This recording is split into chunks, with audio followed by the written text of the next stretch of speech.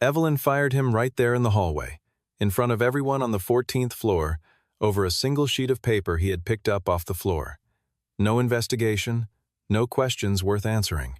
Just one cold look and a sentence that landed like a door being locked from the outside. Pack your things and go. Elijah didn't argue. He didn't beg. He pulled off his work gloves, folded them with the kind of quiet precision that made the moment even harder to watch, and he walked away in silence. But exactly 5 minutes after he stepped into that elevator, 5 minutes, the conference room door flew open, and Evelyn walked out with all the color gone from her face. A $47 million contract was collapsing in real time, and the only person in the building who could save it had just been sent home. What she didn't know yet was who that man really was, and what he had chosen to leave behind. The 14th floor of Meridian Group's Chicago headquarters was a different world at 6:15 in the morning. No voices, no phones, just the low hum of ventilation and the sound of wheels rolling across polished concrete. Elijah Monroe pushed his cleaning cart past the row of glass-walled offices, working the way he always did, methodically, without hurry, without noise. He had learned long ago that invisibility was a kind of freedom. Nobody watched the man with the mop. Nobody asked him questions. That suited him perfectly. He was 34 years old, broad-shouldered, with calloused hands and eyes that took in more than they let on. He had been working the early shift at Meridian for just over a year, 6 in the morning until 2 in the afternoon, 5 days a week. By 2:30, he was at the school gate waiting for Isaac. That was the whole architecture of his life, and he had built it that way on purpose, not out of lack of ambition, out of something harder to explain to people who hadn't earned the understanding of it. Isaac was 7 years old and thought his father hung the moon. He had his father's jawline and his mother's way of laughing at things that weren't meant to be funny. Every morning before Elijah left, the boy was still asleep at the neighbor's apartment, tucked under a blanket at Margaret's place, 2 doors down. A stuffed dog named Wren pressed under his arm. The dog was missing one button eye and had been repaired twice with black thread, but Isaac refused to consider a replacement. Some things, he had explained to his father with complete seriousness, you just kept. Elijah had agreed without adding anything to that. Margaret had 3 grandchildren of her own and treated Isaac like a fourth. Elijah paid her what he could. She accepted it without making him feel small. He was grateful for that more than he ever said aloud. He was grateful for a lot of things he didn't say aloud. Down the hall, the design team's workspace was littered with the organized chaos of people who had been working around the clock. Meridian Group was in the final stretch of its most important project in a decade. The Halo account, a full brand identity overhaul for Vantage Industries, a logistics conglomerate with offices in 11 states, was worth $47 million over a 4-year engagement. The final presentation was scheduled for 2 o'clock the following afternoon. 32 hours away. Carter Wade had run the creative department for 12 years. He was 41, polished, the kind of man who wore confidence like a well-tailored jacket. When the board had promoted Evelyn Nash to CEO 18 months ago, passing over Carter without so much as a conversation, something behind his eyes had shifted. He had never forgiven it. He had also never shown it not openly. He was far too careful for that. Evelyn arrived at 7:30 on the dot, as she always did. 32 years old, sharp and deliberate in everything she did, still quietly aware that half the board had voted against her appointment. She carried a black coffee and a tablet and walked like someone who had already solved 3 problems before the elevator doors opened. She had not slept well. Carter had flagged a concern the night before, a possible leak in the Halo design files, a security risk he couldn't fully explain. She had spent 2 hours turning it over in her mind without arriving at anything solid. She came up the stairwell that morning instead of the elevator, burning off energy. She pushed open the door to the 14th floor and stopped. Elijah was standing at the edge of the design team's workspace, near the cluster of drafting tables where the Halo core team had been working. He was holding a piece of paper in both hands, gloved fingers turned up to keep the sheet flat. He was looking at it. Evelyn's mind made the connection in under a second. A leak, Carter's warning, a cleaning employee, someone with unrestricted after-hours building access, standing over the design department's most sensitive materials, reading them. She crossed the floor in 12 steps. "What are you doing with that?" Elijah looked up without flinching. His voice was level. It fell off the table. The air conditioning kicked on and it went to the floor. I picked it up. Did you look at it? He held her gaze for a beat. There was no guilt in his eyes. There was also no performance of innocence. Just the plain, unhurried honesty of someone who had nothing to hide and saw no reason to pretend otherwise. Yes. I looked at it to see if it was something important before I put it back. That pause, that single beat of honest hesitation before he answered, was what undid him, because Carter Wade stepped off the elevator at precisely that moment, briefcase in hand, and took in the scene with the practiced calm of a man who had been expecting it. He walked over slowly. He examined the sheet. His brow pulled together with exactly the right degree of concern. "Evelyn," he said, voice low and measured. "That's the Halo Master concept, the typography architecture. That page has never been printed outside the core team. It shouldn't exist anywhere near this area of the floor." He didn't say Elijah had stolen it. He didn't need to. He simply placed the words in the room and let them settle. Evelyn looked at the sheet, then at Elijah, then at the sheet again. By now, the first wave of staff had begun filtering in. The hallway was no longer empty. There were witnesses, which meant there was an audience, and Evelyn Nash did not hesitate in front of audiences. Hesitation looked like weakness, and weakness was something she could not afford, not with the board watching, not 24 hours before the most important presentation in the company's recent history. "I don't know if you picked it up or took it," she said. Her voice was not cruel, but it was absolute. "What I know is that I cannot have any risk inside this building right now. Pack your things and leave the building." Elijah looked at her. The look lasted perhaps 2 seconds. It was not anger. It was not pleading. It was the look of a man who had learned a long time ago that the world operated according to its own logic, and that sometimes that logic had nothing to do with what was true. He understood what she was seeing. He understood why she was making the call she was making. He did not agree with it, but he was not surprised by it. He pulled off his work gloves. He folded them with slow, deliberate care and set them on top of the cleaning cart. "Understood," he said. 2 words, nothing more. He collected his personal items from the supply room, a water bottle, a small notebook, a photograph of Isaac tucked inside the front cover. He knotted his jacket at his waist and walked down the hall toward the elevator. Around him, colleagues looked at their phones, at their shoes, at the middle distance. No one spoke. Grace Calloway, the senior executive assistant who had worked on this floor for 6 years, stood near the copy station and watched him go. Her mouth opened. Evelyn's eyes, from 30 feet away, closed the conversation before it started. The elevator arrived. Elijah stepped inside. Just before the doors met, his phone buzzed in his pocket. He looked at it. A text from Margaret. "Isaac wants to know if you're coming home early today. He wants to practice reading with you tonight." Elijah looked at the message for a long moment. Then he put the phone away, and the doors closed, and the floor indicator above the elevator began counting down. Evelyn watched the number drop. Then she turned back toward the conference room. There was work to do. She pushed the discomfort down to somewhere she could deal with later.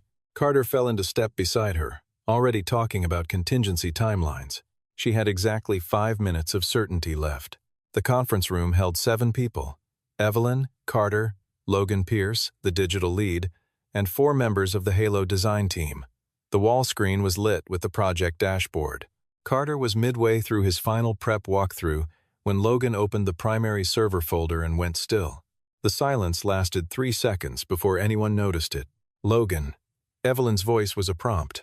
Logan's face had the particular blankness of someone whose brain was refusing to process what it was seeing.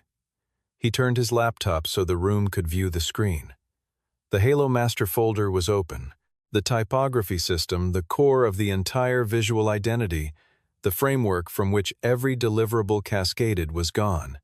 Not corrupted, not moved, gone. The backup flagged in the cloud had also been deleted. Logan pulled up the server log with hands that were not entirely steady. The deletion had been executed at 3:47 that morning. He read the access credentials aloud. He read them a second time because the first time felt like a mistake. The account belonged to Carter Wade. Carter's response arrived immediately and smoothly, the way a prepared answer always sounds different from a true one. His account had been compromised. A targeted intrusion from a competitor. He had been suspicious for weeks. He had meant to escalate it but had not wanted to cause panic before the presentation. His voice carried absolute conviction, and if Evelyn had been listening only to the surface, she might have accepted it. But she was also watching his hands. Carter's hands were perfectly still, the hands of a man who was not afraid, because things were unfolding the way he had intended. The room turned to the backup problem. Logan found a local offline copy manual from a week prior. He opened it and immediately knew it was unusable. 60% of the final revisions were missing. The version gap was too large. Presenting it to Vantage Industries would be worse than presenting nothing at all, because at least nothing could be explained. An incomplete, outdated deck suggested that Meridian Group did not know what it was doing. The room went quiet with a specific kind of quiet. The kind that comes when professionals realize that no ordinary solution exists. Grace had been standing near the door throughout. She was the kind of person who listened more than she spoke, and when she spoke, it was worth the wait. She said it carefully, looking at the table, rather than at Evelyn. The man who was just let go, Elijah. 3 weeks ago, he was in the server room doing his shift, and Logan mentioned a font system error that the team had been trying to fix for 2 days. Elijah looked at it for about 20 minutes and resolved it. Logan came and told me afterward because I think the word he used was unsettled. Evelyn looked at her, unsettled, because of how fast it happened, and because of how clearly Elijah understood what he was looking at. Logan said it was like watching someone read in a language the rest of them were still learning. The room was very quiet. Evelyn sat back in her chair. On the conference table in front of her was the empty space where the Halo design sheet had been resting for the past few minutes before she had set it aside. The sheet that had fallen from the drafting table. The sheet that a man in work gloves had picked up from the floor, set back on the surface, and looked at not to steal, not to photograph, not to leak, just to know whether it was worth handling carefully. She had fired him for that. She stood up and picked up her phone.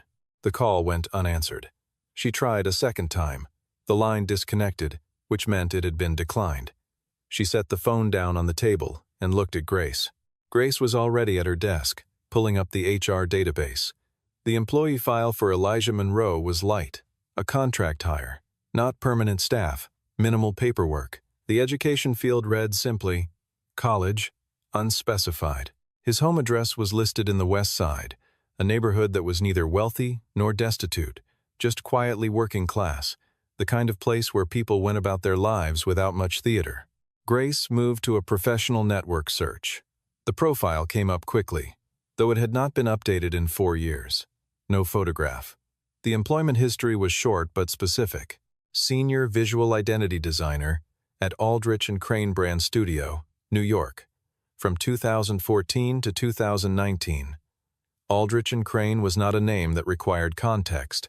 Everyone in the room who worked in design knew what it was, one of the most respected brand studios on the East Coast, the kind of place where a career meant something.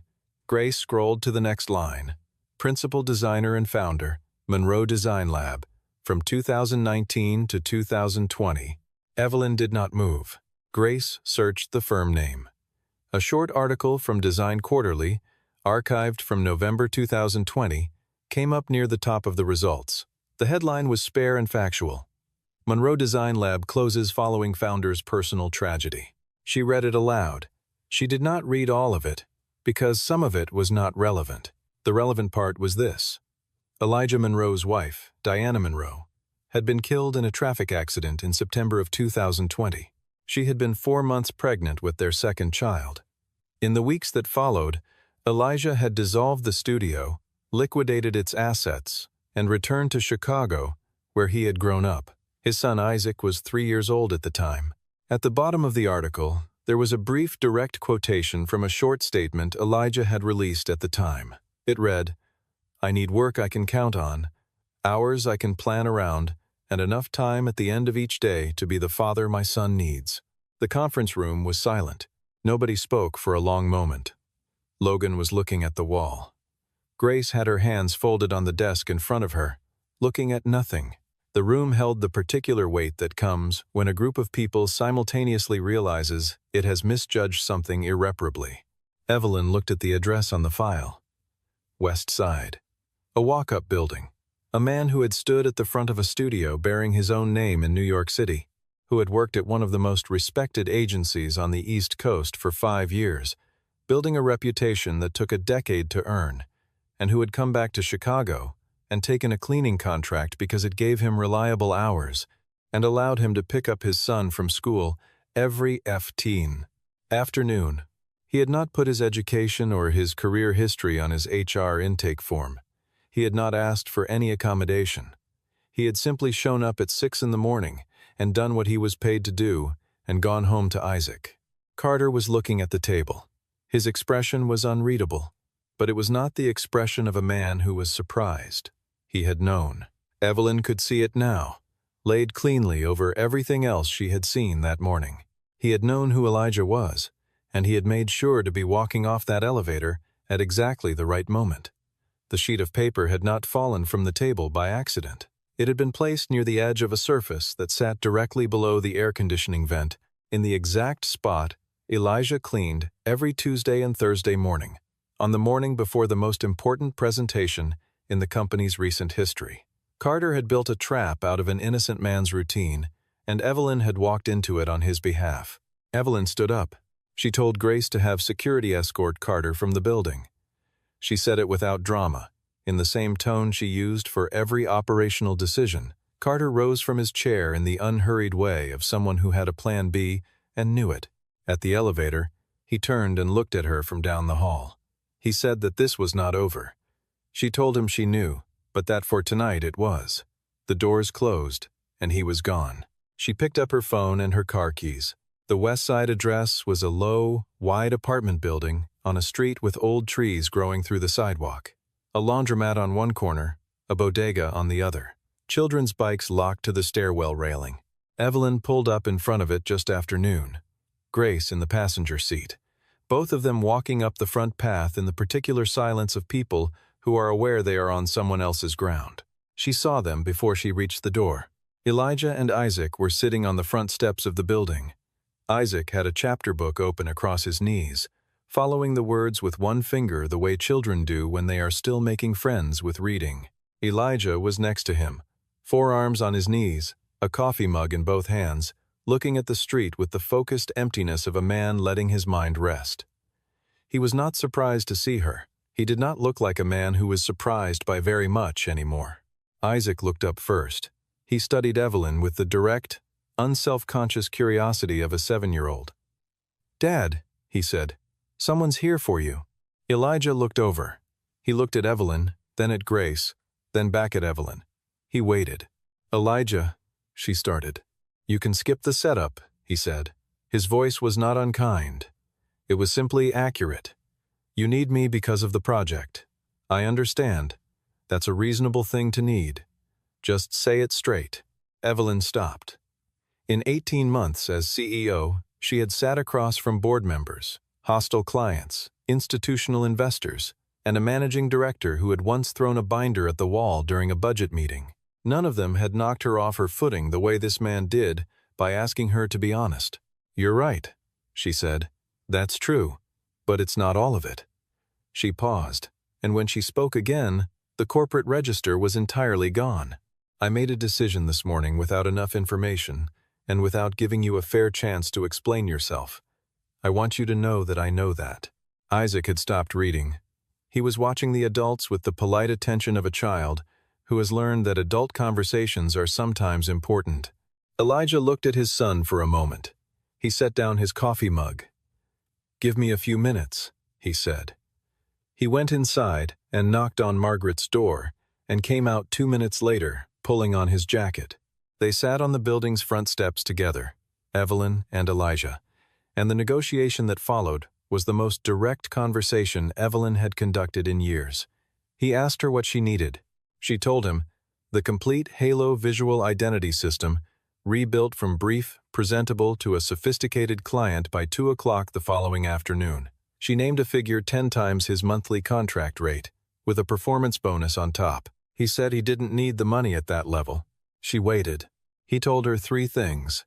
First, Isaac came with him. The boy would have a quiet room, Wi-Fi, and a place to sleep if the night ran long. Elijah would not leave his son alone overnight. That was not a preference. It was a condition. Second, Carter Wade did not come near the workspace Elijah would be using.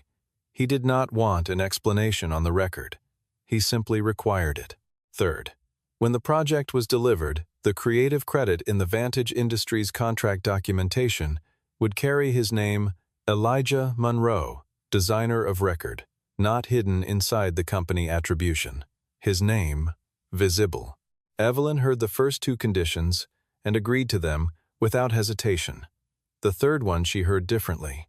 She looked at him for a moment, and what she saw was not a man making a demand. It was a man quietly reclaiming the thing he had spent 4 years folding up and putting in a drawer. "Done," she said. Then she asked him about Carter, why Carter specifically needed to be excluded. Elijah's answer was quiet and direct. "Because that paper didn't fall off the table on its own." A long pause. The street outside was going about its afternoon business, the sound of a delivery truck, someone calling to a neighbor 2 floors up. Evelyn looked at the sidewalk for a moment, then back at him. She believed him completely. She was not sure when during this conversation that had become true, but it had. They were back at the building by 6:30. Isaac sat across from his father at the workstation on the 14th floor, chapter book traded for a tablet with headphones, legs swinging from a chair that was slightly too tall for him. By 7 o'clock he was fully absorbed in a documentary about deep-sea fish that Grace had found for him. By 8 he was asleep on the small sofa in the corner of the room, covered with Elijah's jacket, one arm around Wren, the stuffed dog that Grace had had the foresight to retrieve from Margaret's apartment. Elijah worked. Logan had been prepared to assist, and found himself, within the first 20 minutes, mostly observing. Not because Elijah shut him out, he answered every question Logan asked, clearly and without condescension, but because the speed and certainty of what was happening didn't leave much room for collaboration. It was like watching someone navigate a room they had designed themselves. Logan had 8 years of professional experience and considered himself competent. Watching Elijah work was a different category of experience entirely. It was the difference between someone who has learned a skill and someone for whom the skill had become a form of thinking. Elijah did not try to reconstruct what had been deleted. Reconstruction would have taken longer, and the result would have been approximate. Instead, he went back to the brief, to the original client documentation, to the mood board from the earliest pitch meeting. He stripped away everything that had accumulated on top of the actual problem and started from the first principle. What did Vantage Industries need to communicate, and what was the clearest visual language for that communication? "They don't want complicated," he said at one point. Not to Logan specifically, just to the room. "They want trustworthy." Those looked completely different, and someone along the way confused them. Logan looked at the brief again after Elijah said that, and saw it too, the way the design had drifted, incrementally, toward visual complexity, because complexity could be mistaken for sophistication, and sophistication looked good in internal reviews. Elijah was unwinding all of it, and finding the original thread underneath. By 10 o'clock, the new framework was taking shape. By midnight, it was structurally complete. The remaining hours were refinement spacing, weight, the particular calibrations that separate professional work from excellent work. Elijah worked with a steadiness that had nothing to do with urgency. He was not racing. He was simply present in the work in a way that made haste unnecessary. Around 11, Isaac stirred on the sofa and sat up with the confused expression of a child who is woken somewhere other than his own bed. Elijah was at his side before the boy could fully come to terms with his surroundings. He sat down on the edge of the sofa, spoke quietly, and Isaac leaned against his father's arm, blinking slowly. Elijah stayed there until the boy's breathing deepened again. Then he went back to work. Evelyn watched this from the glass-walled conference room across the hall, where she had set up a secondary workstation.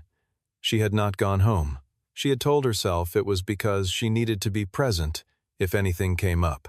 She did not examine that justification too closely. Grace brought coffee at some point and sat across from her. They looked out through the glass at the lit workstation, at the man working and the small shape asleep on the sofa. After a while, Grace said that she had tried to speak up that morning in the hallway. Evelyn said she knew. Grace said she should have tried harder. Evelyn said that was her own responsibility, not Grace's. Then she said it again, quietly, to herself. Her own responsibility. At 11:30, she locked Carter's system credentials, at which point his email access was suspended. His draft email to the Vantage Industries representative, composed but not yet sent, designed to cast doubt on Meridian's internal stability and delay. The presentation was discovered in the activity log during the security review. The log was enough. Evelyn authorized a formal HR investigation and had security remove him from the building within the hour. It happened without theater or confrontation. Carter took his coat and his briefcase and stopped once at the elevator to look back down the hall at Evelyn, who was standing at the far end of the corridor. He said it wasn't over. She agreed, and said tonight it was. The elevator opened. He stepped in. The floor was quiet again. By 2 in the morning, the work was done. By 3, after final output checks, Elijah packed up his station and gathered Isaac, who woke just enough to wrap both arms around his father's neck and go immediately back to sleep. They left the building. Grace called them a car. Evelyn stood at the window and watched the taillights until they were gone. The Vantage Industries team arrived at 1:55 the following afternoon. Adrian Walsh led the client delegation, Vantage's vice president of brand, mid-50s, precise and experienced, the kind of man who had sat through enough presentations to detect hollowness from the first slide. He shook hands around the table with the courteous efficiency of someone for whom this was Tuesday. He looked at Elijah with a brief, non-committal assessment. No tie, clean shirt, steady eyes. He looked at Evelyn with the same question behind his expression that everyone had when they saw Elijah in that room. Evelyn introduced him without preamble. This is Elijah Monroe. He designed the Halo system you're about to see. Nothing else. No titles. No defensive context. Elijah stood up, and the presentation began. He spoke the way he worked without hesitation, without performance. He explained each decision in the language of the problem it solved, not in the language of design theory. He talked about Vantage's core value proposition, not what they sold, but what they guaranteed. And he walked the room through the visual logic that expressed that guarantee without relying on the viewer to interpret to it. Every element had a reason. The reasons were clear. The system held together at every scale he demonstrated, from a business card to a billboard to a digital interface. When he finished, Adrian Walsh was quiet for 8 seconds. The people who knew Walsh understood this silence. It was not dissatisfaction. It was the particular stillness of someone whose mind was running to catch up with what his eyes and ears had just delivered. The people who did not know him began to shift in their seats. Then he said, "I have sat through a great deal of brand presentations. This is the first time in recent memory that I finished one without finding a single thing I felt compelled to push back on." He looked at Evelyn. "Who did you say this was?" "Elijah Monroe," she said. Walsh looked at Elijah again. Something passed across his expression, the recognition of a professional who has just encountered another professional operating above the waterline he had expected. "I'd like Mr. Monroe's name on the contract documentation," he said, as designer of record. Evelyn did not look at Elijah when she answered. She was already smiling slightly, looking at Walsh. "That was already part of our terms," she said. The contract was signed in that room before the Vantage team left the building. In the hallway outside afterward, Elijah checked his phone. A message from Isaac, sent from Margaret's tablet. "Dad, are you done yet? I'm hungry." The corner of Elijah's mouth moved. Not a performance, just the small, real thing that only happens when a person forgets, for a moment, to be guarded. Evelyn came out into the hallway. "Mr. Monroe," she started. "Elijah," he said. She adjusted. "Elijah." She looked at him straight. "I want to say something that isn't about the company or the contract." He waited. "I looked at you yesterday morning and decided what you were before I asked you a single thing. I knew better than to do that. I did it anyway." She paused. "I'm sorry. Not on behalf of Meridian, on my own behalf." Elijah held her gaze. The silence was not uncomfortable. It was the kind that exists between two people who are being exact with each other. "I accept that," he said. "That was all. No attached conditions, no performance of magnanimity, just the plain closure of a man who didn't need to make other people's accountability into a longer story than it needed to be. 2 days later, a formal offer arrived. Evelyn had written it herself, which Grace noted was unusual. The position was Creative Director at Large Project-Based Engagement. No mandatory daily presence, no routine meetings unless relevant, full-time schedule autonomy. The compensation matched what Carter had been earning. Every Meridian portfolio piece generated through the engagement would carry his name on the design credit, no exceptions. There was a cover note at the top, typed, not formatted through the HR system. It read simply, no standard terms were changed. The only thing we added was the last clause about pickup and childcare flexibility that was our idea, not yours, because we should have thought of it first. Elijah read the offer at the kitchen table after dinner. Isaac was doing his reading homework across from him, running his finger under each sentence, lips moving slightly. When Isaac finished his page, he looked up and saw his father looking at papers. Is that about a job? It might be, Elijah said. Do you like it? Elijah thought about that for a second. Not the long kind of thinking that avoids an answer, but the short kind that's actually looking for one. I think I might. Isaac considered this with great seriousness. Will you be home on time? Yes. Every day? Most days. And when I'm not, you'll know ahead of time. Isaac seemed to weigh this against some internal standard. Then he nodded and went back to his reading. Elijah signed the offer the following morning. The HR investigation concluded 3 weeks later. The evidence against Carter, the file deletion timestamps, the suspended draft email, the access logs was sufficient for termination for cause. There was no dramatic hearing, no confrontation in a glass-walled room. There was a letter. There was a meeting with HR and legal. And then, as is usually the case with people who believe they are too essential to be removed, he was removed. The floor felt different afterward, in the way that rooms do when something that has been quietly generating pressure is finally turned off. On the first morning Elijah came back to the 14th floor as a member of the design staff. He came through the main entrance of the Meridian building at 8:45. He had a backpack on one shoulder.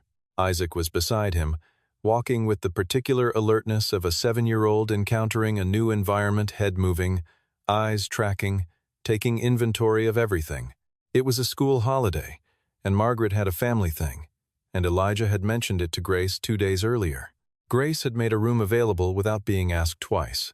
At the front desk, the receptionist looked up with the professional pleasantness of someone who cross-references a name. Can I get your name, please? Elia Monroe. She looked at her screen, and her expression shifted slightly, the way it does when a name appears with more attached to it than expected. Of course. Mr. Monroe. Elevator 3, 14th floor. They're expecting you. He guided Isaac to the elevator with one hand lightly at the back of the boy's shoulders.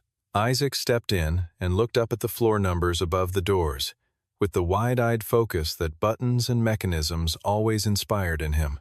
On the 14th floor, the doors opened. Evelyn was at the far end of the hallway, standing near the corridor that led to the senior office wing, tablet in hand, speaking quietly to one of the project managers. She looked over when the elevator opened. She looked at Elijah. She looked at Isaac, who had stepped out of the elevator and was looking down the length of the hallway with the expression of someone taking serious architectural inventory. She looked back at the project manager and finished the sentence she had been in the middle of. Then she turned and walked toward the interior office, and just before she cleared the glass partition, something happened to her face. Not a formal expression, not a professional one. Just the quiet, private kind that people make when they don't think anyone is watching. She was through the door before it fully settled. Behind her, Isaac had pulled on Elijah's sleeve. "Dad," the boy said, not in a whisper, "how come your desk is bigger than everyone else's?" Elijah looked down the hallway toward the workstation that Grace had set up for him, wider than the standard configuration, positioned near the natural light, exactly as he had asked. "Because I need the space," he said. Isaac looked at it again with focused consideration. "Or is it because you're more important?" A sound came out of Elijah, then small, unguarded.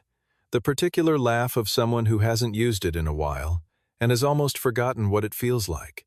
"Ask me later," he said. He started walking down the hall toward his desk. Isaac fell into step beside him, and the morning light through the long windows lay itself across the floor in the straight, unhurried lines of something that had finally decided to stay.